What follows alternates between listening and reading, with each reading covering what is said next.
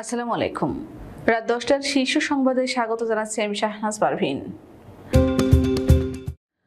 ঘূর্ণিঝড়ে ভেঙে যাওয়া ঘরবাড়ি নির্মাণের ব্যবস্থা করে দেব প্রধানমন্ত্রী। দেশ এখন লুটেরা মাফিয়ারদের দখলে ফখরুল। জেনারেল আজিজের বিরুদ্ধে দুর্নীতির অভিযোগ পর্যালোচনা করছে দুদক। বেনজিরের বিরুদ্ধে ব্যাংকের টাকা সরানোর প্রমাণ পেয়েছে দুদক। র্যাব কর্মকর্তা উত্তম কুমারের দেশ ত্যাগে নিষেধাজ্ঞা। উদ্ধার হওয়া মাংসের টুকরোগুলো এমপি আনারেরই হবে হারুন। রাতেই যেসব অঞ্চলে ঝড় হতে পারে। ব্যাংকে 10 লাখ টাকার বেশি থাকলে গুনতে হবে বাড়তি শুল্ক। কুয়ালালামপুর বিমানবন্দরে হাজার হাজার শ্রমিকদের অপেক্ষা কোম্পানি রিসিভ না করার অভিযোগ।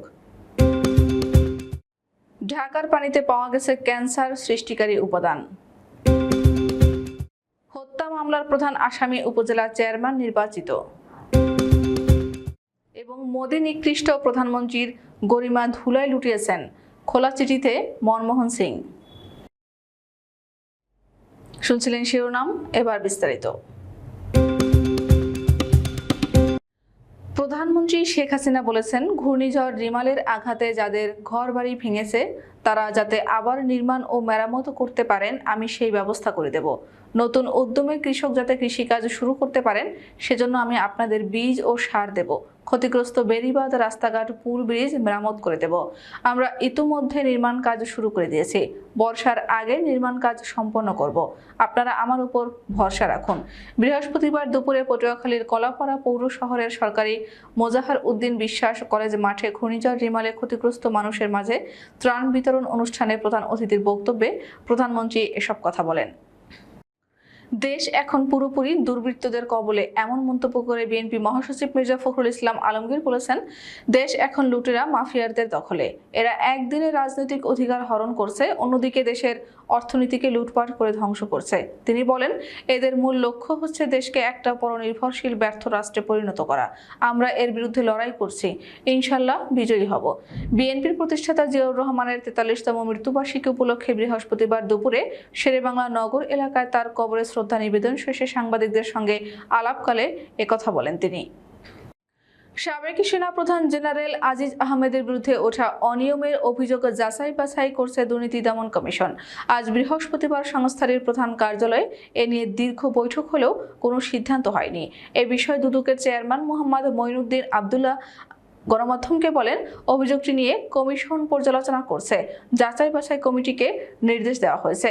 দুর্নীতিতে জড়িত থাকার অভিযোগে 21শে মে জেনারেল অবসরপ্রাপ্ত আজিজ আহমেদের উপর নিষেধাজ্ঞা দেয় যুক্তরাষ্ট্র। এ কারণে তিনি ও তার পরিবারের সদস্যরা যুক্তরাষ্ট্রে যেতে পারবেন না। আবেদনে বলা হয়, দুর্নীতির অভিযোগে আজিজ আহমেদের বিরুদ্ধে মার্কিন নিষেধাজ্ঞা ও জাতীয় দৈনিক পত্রিকায় প্রকাশিত প্রতিবেদন জাতীয় ও আন্তর্জাতিক পরিমণ্ডলে বাংলাদেশ সেনাবাহিনী ও বাংলাদেশের ভাবমূর্তি ক্ষুণ্ণ করেছে। কিন্তু এত বড় অভিযোগ প্রকাশিত হওয়ার পরও দুদক অনুসন্ধানের উদ্যোগ নেয়নি, যা দুদকের নিষ্ক্রিয়তা। এ বিষয়ে যথাযথ অনুসন্ধানের উদ্যোগ নিয়ে জানানোর জন্য বিশেষভাবে অনুরোধ জানানো হয়। ব্যাংক হিসাব ফ্রিজ বা অবরুদ্ধ করার আগে অধিকাংশ অর্থ উঠিয়ে নিয়েছেন পুলিশের সাবেক মহাপরিদর্শক বেনজির আহমেদ ও তার পরিবার। তাদের বিভিন্ন প্রতিষ্ঠানের নামে 33টি অ্যাকাউন্টের সন্ধান পাওয়া গেছিল। আদালত থেকে নির্দেশনা দেওয়ার আগেই ওই সব হিসাব থেকে টাকা উত্তোলনের আলামত পেয়েছে দুর্নীতি দমন কমিশনের অনুসন্ধান টিম। তবে টাকার পরিমাণ বলতে পারেনি তারা। অনুমান করা হচ্ছে টাকার পরিমাণ কয়েক শত কোটি টাকা হবে। বৃহস্পতিবার দুদকের ঊর্ধ্বতন এক কর্মকর্তা গণমাধ্যমকে বিষয়টি নিশ্চিত করেছেন। তিনি বলেন, সাবেক আইজিপির অনেকগুলো অ্যাকাউন্ট ফাঁকা করা হয়েছে। হিসাব ফ্রিজের তথ্য হয়তো আগেই টের পেয়েছিলেন তিনি। বেনজির আহমেদ, তার স্ত্রী জিসান মির্জা, 2 মেয়ে ও তাদের স্বার্থ সংশ্লিষ্ট বিভিন্ন অ্যাকাউন্টের সন্ধান মিলেছে। এগুলোর মধ্যে রয়েছে সঞ্চয়ী, মেয়াদি, SND, আমানত হিসাব, কিছু ঋণ হিসেব আছে। অ্যাকাউন্ট ফ্রিজ কার্যকরের আগেই আমানত হিসাব থেকে নগদ টাকা সরিয়ে ফেলা হয়েছে। র্যাব ২ এর অতিরিক্ত পুলিশ সুপার উত্তম কুমার বিশ্বাসকে দেশ ত্যাগের নিষেধাজ্ঞার আদেশ দিয়েছেন আদালত। বৃহস্পতিবার ঢাকার মহানগর সিনিয়র স্পেশাল জজ মোহাম্মদ আশামস জগলুল হোসেনের আদালত এই আদেশ দেন। দুদকের পক্ষে শুনানি করেন অ্যাডভোকেট মাহমুদ হোসেন জাহাঙ্গীর। মামলার প্রাথমিক অনুসন্ধানকালে দুদকের পক্ষে দেশ ত্যাগে নিষেধাজ্ঞার আবেদন করেন অনুসন্ধানকারী কর্মকর্তা দুদকের সহকারী পরিচালক রুহুল হক। আদালতে দেওয়া আবেদনে বলা হয়, উত্তম কুমার বিশ্বাসের বিরুদ্ধে বিভিন্ন অনিয়ম ও দুর্নীতির মাধ্যমে জ্ঞাত আয় বহির্ভূত সম্পদ অর্জনের অভিযোগের বিষয়ে অনুসন্ধান শুরু হয়, যা বর্তমানে চলমান আছে। ইতোমধ্যে তার ও তার স্ত্রীর নামে সম্পদ বিবরণীর নোটিশ জারি করে প্রতিবেদন দাখিল করা হয়েছে। বাংলাদেশ ও ভারতে গ্রেফতার হওয়া আসামিদের বক্তব্য এবং পারিপার্শ্বিক অন্যান্য ঘটনা বিবেচনায় কলকাতা সেপটিক ট্যাঙ্ক থেকে পাওয়া মাংস আনারেরই হবে বলে মনে করছে ডিবি পুলিশ। ঢাকা মহানগর গোয়েন্দা পুলিশের প্রধান অতিরিক্ত পুলিশ কমিশনার মোহাম্মদ হারুনার রশিদ বৃহস্পতিবার বিকেলে কলকাতা থেকে বাংলাদেশে ফিরে আসার পর বিমানবন্দরে সাংবাদিকদের একথা জানান। দেশের 4 অঞ্চলের উপর দিয়ে সর্বোচ্চ 60 কিলোমিটার বেগে ঝোড়ো হাওয়া বয়ে যেতে পারে বলে পূর্বাভাস দিয়েছে আবহাওয়া অধিদপ্তর।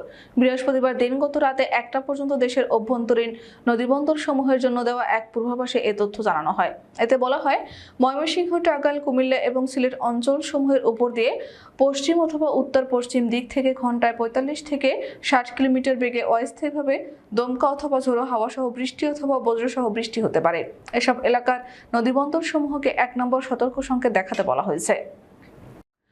আর কয়েকদিন পরে 2024-25 অর্থ বছরের প্রস্তাবিত বাজেট জাতীয় সংসদে পেশ করা হবে। এবারের বাজেটে ব্যাংকে গচ্ছিত টাকার উপর আবগারি শুল্ক বাড়ানোর চিন্তা ভাবনা করছে সরকার। যদিও রাজস্ব আহরণের দায়িত্বে থাকা এনবিআর এর লক্ষ্য ধনী শ্রেণী। ধনীদের কাছ থেকে অধিক রাজস্ব আদায়ের বিবেচনায় আসছে 2024-25 অর্থ বছরের বাজেটে 10 লাখ টাকার উপর থাকা স্থিতিতে আবগারি শুল্ক বৃদ্ধি করার প্রস্তাবনা দেওয়া হচ্ছে। অর্থাৎ 10 লাখ টাকার কম জমায় আবগারি শুল্ক আগের মতো থাকবে বলে জানা গেছে। সদ্য নিয়োগ পাওয়া বাংলাদেশি নতুন শ্রমিকদের মালয়েশিয়ায় প্রবেশের সময়সীমা শেষ হচ্ছে আগামীকাল। তারই জেরে লক্ষ্য করা গেছে বাংলাদেশ থেকে কুয়ালালামপুর বিমানবন্দরে আসা হাজার হাজার শ্রমিকদের সারি। এতে দুর্ভোগ বাড়ছে কর্মী ও কোম্পানি মালিকদের। এছাড়া নিজেদের কর্মী খুঁজে পেতে পড়তে হচ্ছে ভোগান্তিতে। তেমনি দীর্ঘ সময় ধরে নতুন শীতাতাপ নিয়ন্ত্রিত পরিবেশে অপেক্ষা করতে হচ্ছে ঘন্টার পর ঘন্টা। যদিও এজেন্সিগুলো ভেবেছিল যে কোনো উপায় তাদের বেঁধে দেওয়ার সময় বাড়ানো হতে পারে। সেই হিসেবে সম্প্রতি ঢাকার এক নিউজে সকল আশায় ঘুরে বালি বাংলাদেশে নিযুক্ত মালয়েশিয়ার high commissioner HE. হাসনাহ Mohammad Hashim 31 মের পরে এই সময় আর বাড়ানো হচ্ছে না জানালেন। ফলে দেশে আটকে থাকা হাজার হাজার শ্রমিকদের উক্ত তারিখের মধ্যে আসার ডেডলাইন থাকলেও বিপদ বাধে এয়ার টিকিটে। হুড়মুড় করে পাঠাতে যেয়ে এসব শ্রমিকদের 30,000-এর টিকিট এখন আকাশ ছোঁয়া। ঢাকার নদী ও কলের পানিতে PFAS বা চিরকালের রাসায়নিকের উপস্থিতি পাওয়া গেছে। Environment and social development organisation এবং আন্তর্জাতিক দূষণকারী নির্মূল নেটওয়ার্কের এক যৌথ গবেষণায় এমন তথ্য উঠে এসেছে। PFAS বা পার অ্যান্ড পলি ফ্লোরো অ্যালকাইল দো চিরকালের রাসায়নিক নামে পরিচিত, কারণ এটি দীর্ঘ সময় পরিবেশে স্থায়ী হয়। এই রাসায়নিক পদার্থটি পানি, তেল এবং দাগ প্রতিরোধ করতে পারে বলে শিল্প কারখানায় ব্যবহৃত হয়। গবেষণার জন্য 2019 ও 22 সালে ঢাকার মোট 8টি এলাকা থেকে 31টি নমুনা সংগ্রহ করা হয়। 31টি নমুনার মধ্যে 27টি নমুনার পৃষ্ঠ থেকে সংগৃহীত পানিতে PFAS এর উপস্থিতি পাওয়া গেছে।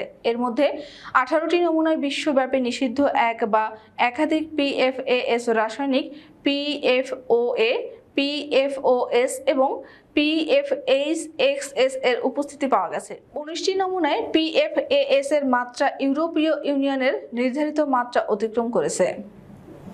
সিরাজগঞ্জের শাহজাদপুর উপজেলা পরিষদের চেয়ারম্যান হিসেবে নির্বাচিত হলেন সাংবাদিক আবুল হাকিম শিমুল হত্যা মামলার প্রধান আসামি হালিমুল হক মিরু। মিরু জেলা আওয়ামী লীগের বহিষ্কৃত সাংগঠনিক সম্পাদক ও শাহজাদপুর পৌরসভার সাবেক মেয়র। বর্তমানে সাংবাদিক শিমুল হত্যা মামলায় মিরু সহ 40 জন উচ্চ আদালতের আদেশে জামিনে রয়েছেন। তৃতীয় ধাপে 29 মে শাহজাদপুর উপজেলা পরিষদ নির্বাচনে হালিমুল হক মিরু মার্কায় 54,429 ভোট পেয়ে বেসরকারিভাবে নির্বাচিত হয়েছেন। ভারতের লোকসভা নির্বাচনের 7ম দফা বা অন্তিম পর্বে সাবেক প্রধানমন্ত্রী মনমোহন সিং বললেন, নরেন্দ্র মোদীর মতো এভাবে আর কেউ কখনো প্রধানমন্ত্রীর পদমর্যাদা ও গরিমা ধুলোয় লোটাননি। এমন জঘন্য ঘৃণা ভাষণও কেউ দেননি। দেশের বিরোধীদের অথবা কোনো বিশেষ অংশের মানুষের উদ্দেশ্যে এত নিম্নমানের ভাষাও কেউ ব্যবহার করেননি। লোকসভা ভোটের সপ্তম ও শেষ দফায় ভোট আগামী 1 জুন। ওই দিন দেশের মোট 57 আসনের মধ্যে ভোট হবে পাঞ্জাব রাজ্যের 13টিতেও। তার ঠিক 2 দিন আগে আজ বৃহস্পতিবার মনমোহন সিং পাঞ্জাবের মানুষের উদ্দেশ্যে লেখা ওই খোলা চিঠি প্রকাশ করেন। চিঠিতে ভোটারদের উদ্দেশ্যে মনমোহন বলেন, স্বৈরাচারী শাসকদের হাত থেকে দেশের গণতন্ত্র ও সংবিধান রক্ষা করার এটাই শেষ সুযোগ। আমাদের আগামীকাল দুপুর 2টার শীর্ষ সংবাদ দেখার আমন্ত্রণ জানিয়ে এখনকার মতো বিদায় নিচ্ছি। দর্শক, ভিডিওটি শেষ পর্যন্ত দেখার জন্য আপনাকে অসংখ্য ধন্যবাদ। নিত্য নতুন সংবাদ পেতে আমাদের ইউটিউব চ্যানেলটি সাবস্ক্রাইব করুন ও নিয়মিত নোটিফিকেশন পেতে বেল বাটনটি ক্লিক করুন এবং আমাদের ফেসবুক পেজটিতে লাইক করুন। এছাড়াও আমাদের ভিডিওতে লাইক দিয়ে শেয়ার করুন। আল্লাহ হাফেজ।